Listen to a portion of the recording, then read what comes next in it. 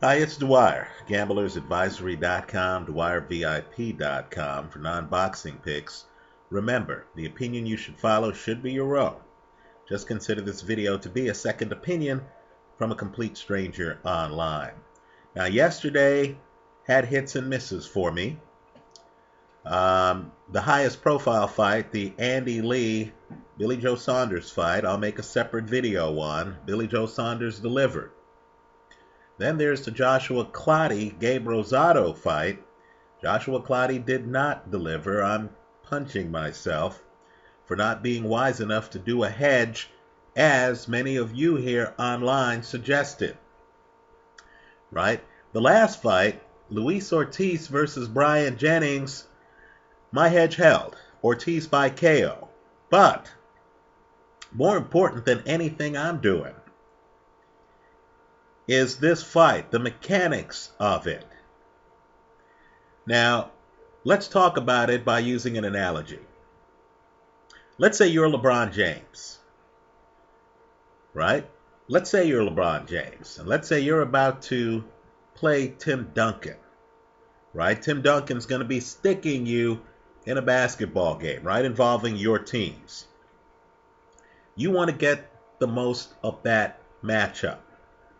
Now, all I can say is if you're going head-to-head against Tim Duncan, right, you should go into that contest knowing that Tim Duncan has been in the game a long time, that Tim Duncan has seen a lot of things, that Tim Duncan, at this stage of his career especially, is not the best athlete, right? He's not, gonna leap and, out physical you, right? Doesn't have the best hops, doesn't have the best quickness, right? Isn't a great athlete, but he's a craftsman, right? Tim Duncan in the low post is lethal, right? You don't want to play his game in the low post. You don't want him sitting at a chessboard that he's comfortable with. So if you're going to challenge Tim Duncan, if you're LeBron James, you're going to force Tim Duncan out of the low post, aren't you? Right? You don't want him doing back to the basket moves on you. You know that if there's a rebound to get over by the low post and Tim Duncan, is aware of that rebound, he's going to have you boxed out. Right? He's figured out the angles where he doesn't really have to jump that high to block your shot. He's not going to go for your foolish feints. He's not going to foul out of the game. He knows he's been in the game too long. He knows those tricks too well to fall for them. So if you're LeBron James and you have youth on your side, you have athleticism on your side, you have the superior outside game, right? Tim Duncan, don't get me wrong, he can hit that set three with the best of them. But let's say you're LeBron James and you can create your own shot from 18 feet, right? Those pull-up jumpers, you do a lot better than Tim Duncan. Well, as far as I'm concerned, if you're going up against Tim Duncan and you're LeBron James, why would you try to turn the bout into a low post contest? That's lunacy, isn't it? Right? Why would LeBron James decide to give up the rest of his game to try to beat Tim Duncan at the best parts of his? It's crazy. Let's talk boxing. Let's talk two historical fights. In fact, I'll throw in a third. The first Duran-Leonard fight. Right? Ray Leonard always had a foot speed advantage on Roberto Duran, didn't he? Ray Leonard always had a hand speed advantage on Roberto Duran, didn't he? Ray Leonard was the better athlete than Roberto Duran, right? Ray could move around the ring faster and more coordinated than Roberto Duran. So that first Ray Leonard-Duran fight, what's Ray doing? He decides he wants to try to beat Duran on the inside. He wants to outbox a master boxer, right? At Duran's game. So you know the rest. There's stretches of that fight where Ray's in front of Duran. They're trading shots. Duran must have been thinking, wow, tonight's my lucky night. This is like trying to beat Santa in coming down a chimney. Why would you do that? Ray Leonard loses that fight. Loses his first professional fight, right? His first fight as a pro, right? His first professional loss, right? He was on a winning streak. That's the fight that snapped it. So then we get to the rematch. It's as if Ray Leonard woke up one day and realized, hey, I have the better foot speed, right? I have the better athleticism. I'm the better fighter in a moving full court game. Why am I fooling around in the low post against a low post master? So look at the second fight, right? Ray Leonard keeps it in the middle of the ring. He's not over by the ropes because you know when you say the name Duran, you understand if you're over by the ropes, that's the wrong part of the place to be against that man. So Ray's in the middle of the ring in the second fight, right? Leonard wants spacing, distance. So Ray bends at the waist, right? Ray has the hand speed gap. He uses it. In one famous sequence, he waves one hand, Duran looks at it, he hits Duran with the other hand. Ray's on the move, right? Ray's making it full court, not half court. And of course, Duran, a master in the low post, so to speak. A master in the pocket. Had a problem with this faster guy operating outside the pocket. Right? Another fight I'll throw out there. James Toney, a master in the pocket. Freddie Roach, when asked about the best counterpuncher he's had, the best guy at breaking down an opponent, and Freddie Roach has had a long list of great fighters, we'll say James Toney. Right? Toney fought Roy Jones. Roy Jones on his best day couldn't match James Toney in the pocket. I'm telling you, Toney was a master. Right? But Roy Jones understood James Toney wasn't the athlete he is. Toney couldn't move as well as Jones. Toney didn't have Jones's hand speed. Toney wanted you at a chessboard so he could say, okay, these are the angles he could hit me with. I'll have this as a defense. Right? This is what the guy's throwing. Here's how I'm going to counter the guy. The guy's leaving his kidneys open. I'm going to hit him in the kidneys on counters. Then I'm going to come up top. Right? Toney's 5 moves down the road. Right? The point is the 5 moves don't work when you're not in front of him. Right? So, going into this fight, my pre-fight video is still up. I talked about how I thought Bryant Jennings could win this fight. But Jennings needed to fight this fight like Ali fought against Sonny Liston. Right? He couldn't stay in the pocket. Why? Because Luis Ortiz is a master chess player. Right? This is like being in the pocket against Roberto Duran. You don't want to deal with that. This is like being in the low post against Tim Duncan. Right? The guy just knows where the basket is, back to the basket. When he turns around and you're trying to block his shot, he knows how to lean. He knows how to use the backboard. Right? He's too experienced. He's seen it all. Right? The athletic limitations go away when you're foolish enough to be in his neighborhood playing his game. Right now, Luis Ortiz, I'll just say this. He's not the best athlete.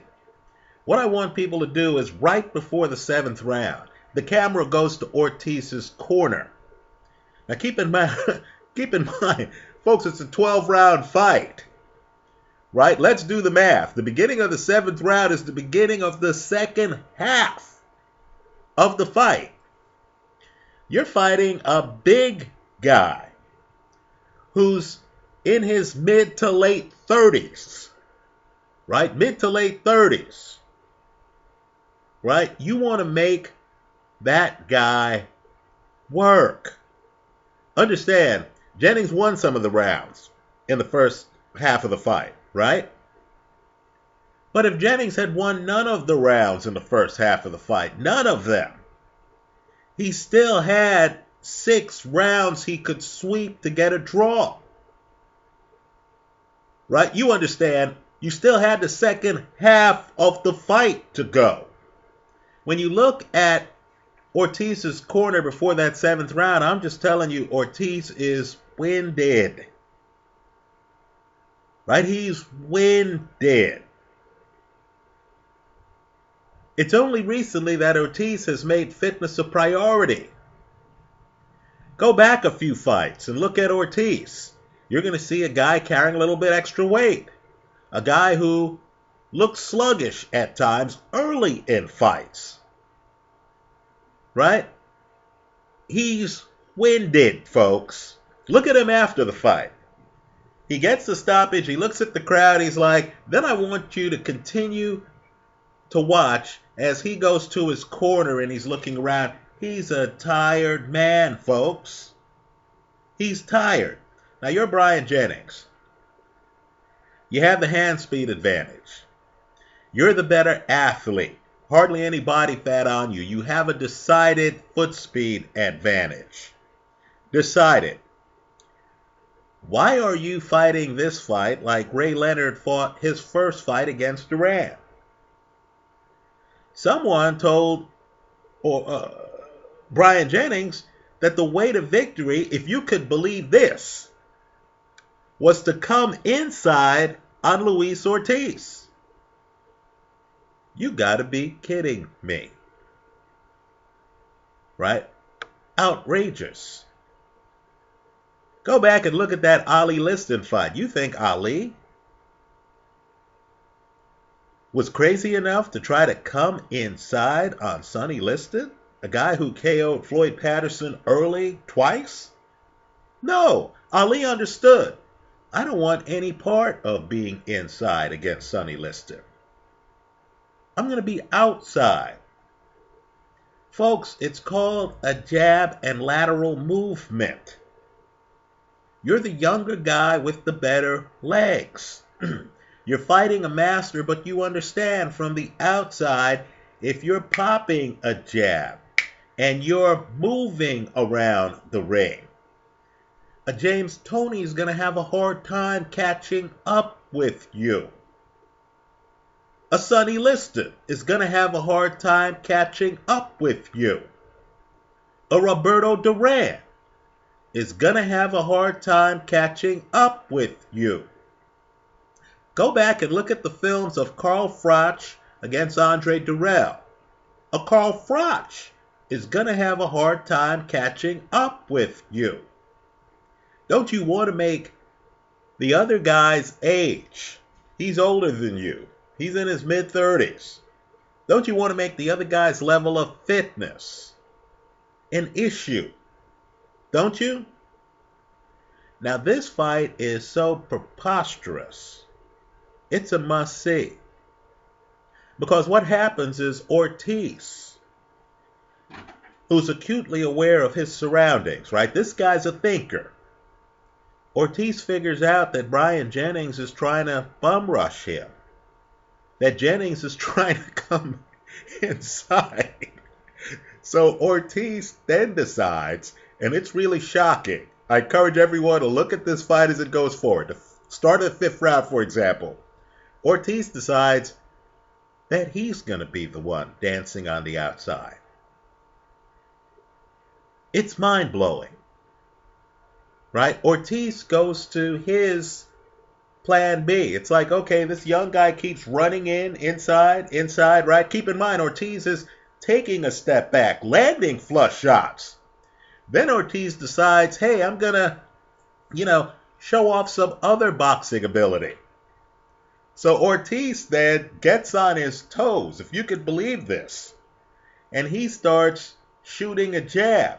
Now, this isn't Ortiz's game. He's not that good at it. If you're an astute opponent, you would say, hey, this is what I want Ortiz to do. If I'm fighting James Toney and James Toney decides, hey, let me get up on my toes and dance a little bit and shoot a jab, I'd say, great. As long as this guy's not countering me to death in the pocket, I'm good with that. Right? If I'm fighting Mike Tyson and Tyson decides, hey, you know what? I don't want to throw bombs inside and stuff. What I'm going to do instead is go on my toes and pop a jab and, pretend I'm Ali for a little bit. I'd say, great. Mike's not hitting me upside the head. I don't have to worry about that uppercut. Great. Sounds good to me. My ribs feel better already with this guy outside. But it's just for show. And Jennings isn't savvy enough to realize that what Ortiz is doing is what he should be doing. So the 7th round starts. And Ortiz, who is devastating in the pocket, gets on his toes. Folks, it's just a strategy move here to confuse an opponent. He gets on his toes and he pretends to be shooting a jab from the outside, right? After he does that a little bit, we see his real agenda. We've been seeing his real agenda for several rounds leading up to this point. Ortiz goes flat-footed. Right? Ortiz goes flat-footed. Jennings, of course, doesn't seem to notice. In other words, Jennings, who is pursuing Ortiz. Think about that. Pursuing a master chess player in the pocket. Jennings, who's pursuing Ortiz. As Ortiz stops shooting a jab and floating around the ring, Jennings continues to pursue Ortiz. How much? Just think logistics. Right? If you're getting hit with multiple uppercuts in the same combination, don't you think you're too inside, leaning over a bit too much? Right? If the other guy is throwing multiple uppercuts, when's the light going to go on? When are you going to say, you know what, he's throwing multiple uppercuts. He must think that I'm too inside, leaning over too much. Right? This reminds me of the Juan Manuel Marquez masterpiece against the baby bull, Juan Diaz, where he starts throwing uppercuts. Same type thing. The uppercut that lands on Bryant Jennings, that drops him to the canvas so flush, if you look at his arm, he's on the canvas like this. He doesn't even have time to brace his fall. Isn't even the first uppercut in that combination that Luis Ortiz throws. I'm telling you, if you look at the 7th round a few times, I get the feeling Luis Ortiz is just playing chess. Right? He's up on his toes, shooting a jab just to kind of, have Bryant Jennings be hyper-aggressive and trying to slip the jab and come inside. Then he goes flat-foot, and I think he knew, right, for at least 20 seconds before he throws the uppercut, that was the punch that he wants. By the way, how can you tell a guy who's totally comfortable in the pocket? Look at Ortiz. He's fighting a quick-handed heavyweight. Bryant Jennings, by heavyweight standards, has very fast hands. Right? This isn't lightweight. This is heavyweight. He's fighting a fast-handed heavyweight. And I'm not kidding. Ortiz has figured out the angles to the point where he has his hands low. right? Has his hands low. He knows Jennings is not the kind of guy who's going to come up with some winging right hand or something. No, he has his hands low. He knows exactly what Jennings is throwing back. He has his hands low. He's not wasting a lot of energy. Not a lot of upper body movement. You don't see Ortiz going like this. No, no, no. He has his hands low because he has a punch in mind that he wants to dole out. Right? He has punishment he wants to dole out. He has his hands low, but somehow he has his hands in a position where he's blocking what Jennings is throwing to a large extent. Right? And then, of course, he comes back with the multiple uppercut combination that effectively ends the fight. Let me say this too. Look at the highlights they show right before the 7th round. You're going to see a wicked exchange where Ortiz, in my opinion, lets Jennings hit him in the side so he could pivot and catch Jennings with a counter power shot after Jennings has hit him in the side. Right? My point to you is this, and don't get me wrong, I have the utmost respect for Jennings' trainer, John David Jackson. The utmost respect. I believe he's one of the best trainers in boxing. Just like I have the utmost respect for Angelo Dundee, right? Sugar Ray Leonard's trainer, who also was Ali's trainer, right? But I'm just saying sometimes the best of plans get washed out. Sometimes your strategy is all wrong. Just like Ray Leonard's strategy against Duran in their first fight was the wrong strategy. Here, this was clearly the wrong strategy. If you want to beat Luis Ortiz, you don't do so from the inside out. You do so from the outside in. Right? In other words, Ali Liston, right? The first fight, not the phantom punch, the first fight. Ali's outside and he's using lateral movement. He knows Liston can't get leverage. He's breaking Liston's leverage. Liston can't get leverage unless he's able to set his feet. So Ali's bouncing around the ring, right? Moving, hitting him with jabs and stuff like that. After the first round where he hardly throws any punches. That fight is so ridiculous that there's a part of that fight where Ali gets stuff in his eyes.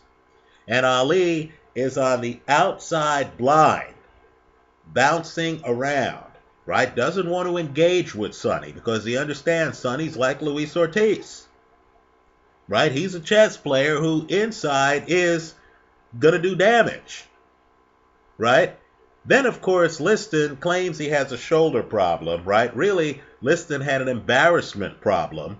He's getting embarrassed by a younger guy who's, he can't find in the ring, right? He can't find enough to open his game. It's like Tim Duncan trying to stick Steph Curry, right? Curry's running off picks outside and stuff, and Duncan, who is a master in the low post, understands he can't get it done, out past the high post, around the three-point line, right? That's the fight Bryant Jennings should have fought. Luis Ortiz looked so tired to me at the start of the 7th round. I know he has a poker face, right? I know, the guys, when the cameras are on, they're trying to look, smooth. But look at his corner before the 7th round.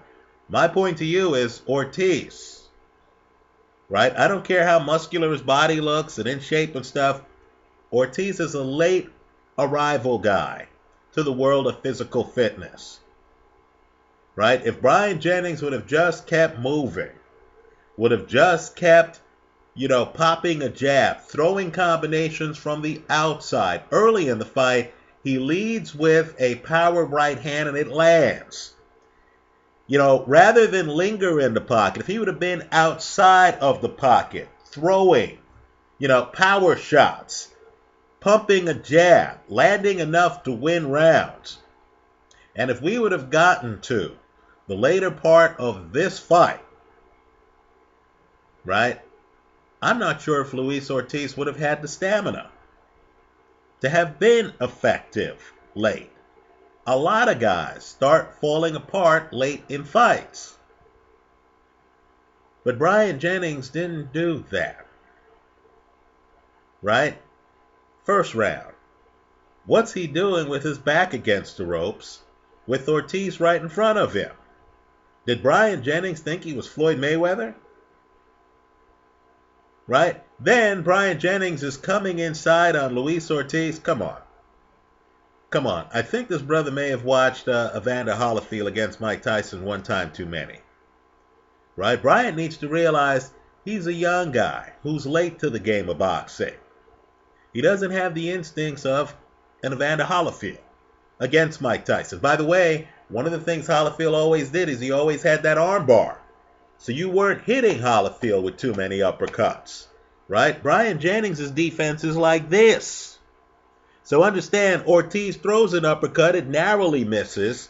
Then Ortiz comes back with another uppercut because underneath here is unguarded. Right? So I'll say this. Just like Ray Leonard fought the wrong fight against Duran, I feel that Bryant Jennings fought the wrong fight against Luis Ortiz.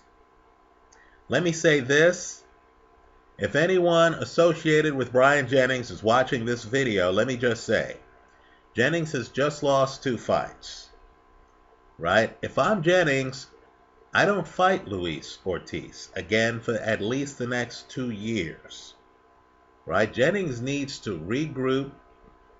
You know, you don't want to have a guy who had been unbeaten for the longest period of time lose against quality opponents and then make losing a habit. Bryant Jennings' only other loss was to Vladimir Klitschko. If I'm Bryant Jennings, I get back to basics. Right? I figure out, I watch old Ali films. Right? I have to come to grips with the fact that I have some of the best legs in the heavyweight division. So I should be moving around the ring. I need to marry a jab to my movement. I need to use lateral movement.